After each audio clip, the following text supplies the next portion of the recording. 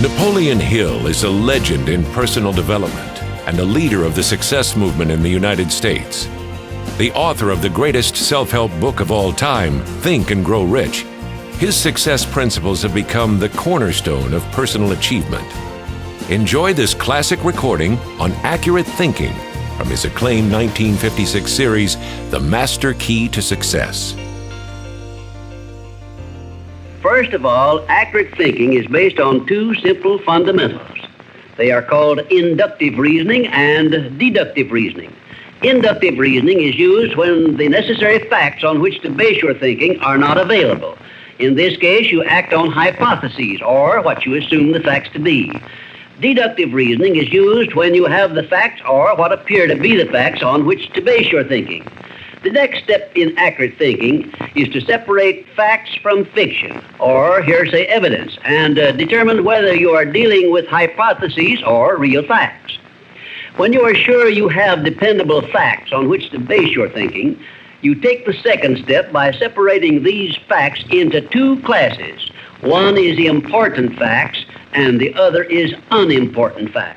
When you do this, you may be surprised at the overwhelmingly greater number of unimportant facts you deal with daily than there are important facts.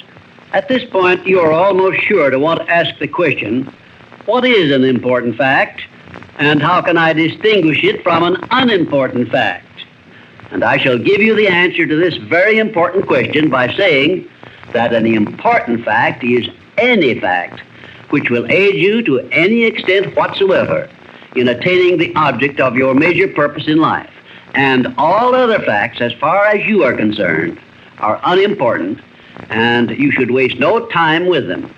After this visit is over, you can employ the next hour to a great benefit to yourself if you will set down on paper a list of all the facts you dealt with yesterday, separating them into two classes, important and unimportant.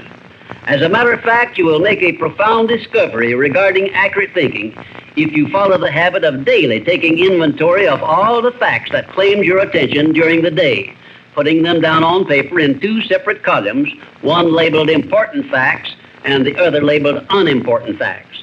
Now let us turn our attention to the subject of opinions and see to what extent loose, unsound opinions are mistaken for accurate thinking. To start with, let us recognize the truth that most opinions are without value because they are based on bias, prejudice, intolerance, guesswork, hearsay evidence, and out-and-out ignorance.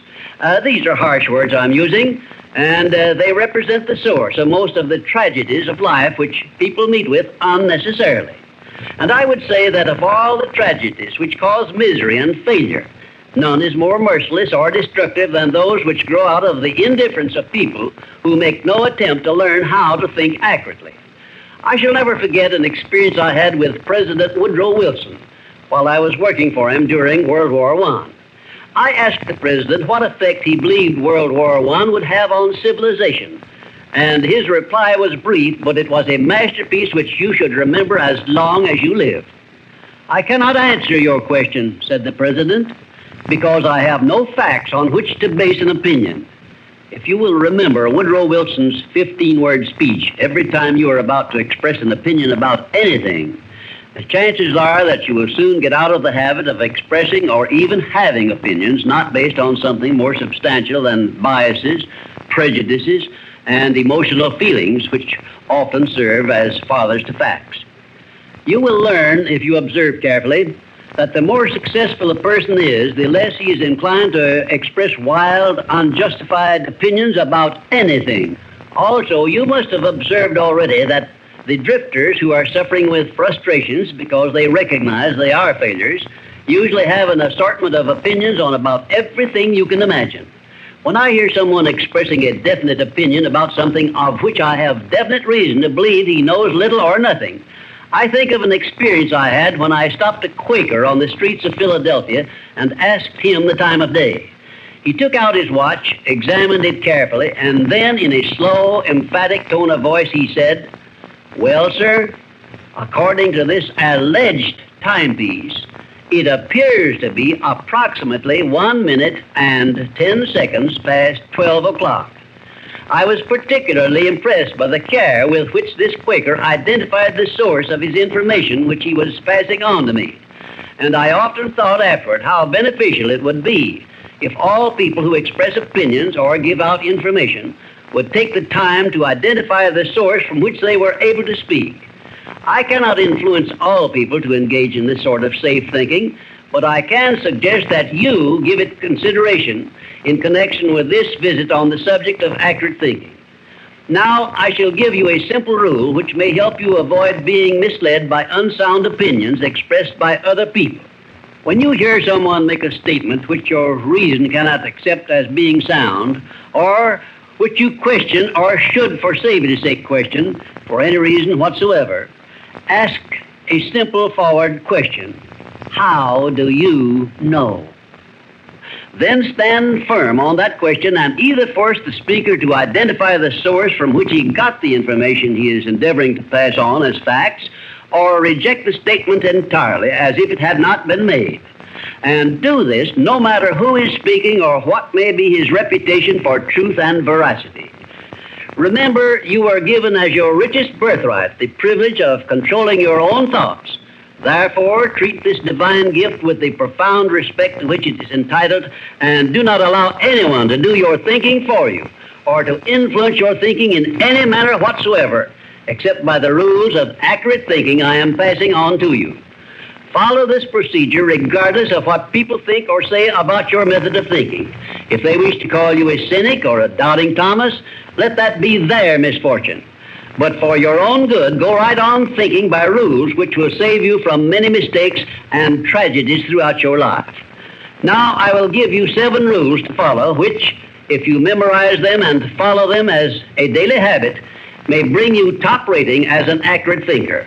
1. Never accept the opinions of other people as being facts until you have learned the source of those opinions and satisfied yourself of their accuracy. 2. Remember that free advice, no matter from whom it is received, will bear the closest of examination before it is acted upon as safe. And generally speaking, this sort of advice is worth exactly what it costs. 3. Alert yourself immediately when you hear anyone speaking of others in a discourteous or slanderous spirit, because this very fact should put you on notice that what you are hearing is biased, to say the very least about it, and it may be out-and-out misstatement. 4. In asking others for information, do not disclose to them what you wish the information to be, because most people have the bad habit of trying to please under such circumstances. Well-measured, tactful questions can be of great benefit to you in thinking accurately. 5. Remember that anything which exists anywhere throughout the universe is capable of proof, and where no such proof is available, it is safer to assume nothing exists. 6. One of the great unexplainable miracles consists in the fact that both truth and falsehood, no matter by what means they may be expressed, carry with them a silent, invisible means of identifying themselves as such. Therefore, remember this truth and begin developing the necessary intuitive faculty to enable you to sense what is false and what is true. 7. Follow the habit of asking, how do you know, when anyone makes a statement you cannot identify as true. Follow this habit faithfully, and you will see many persons squirm and turn red in the face when you insist upon a direct reply. The most accurate thinkers are the scientists. They investigate with open minds and never allow their wishes to become the fathers of facts, but deal with each fact as it is, not as they would like it to be. Now, one final word of warning I feel I should leave with you. Study yourself carefully, and you may discover that your own emotions are your greatest handicap in the business of accurate thinking. It is easy for you to believe that which you wish to believe, and unfortunately, that is precisely what most people do. This is a method by which many people condemn themselves to eternal failure and defeat, and it is a method which opens wide that sealed envelope which contains the list of penalties they must pay for neglecting to take possession of their minds and use them for constructive ends beneficial to themselves. And now, until our next visit, may I say goodbye.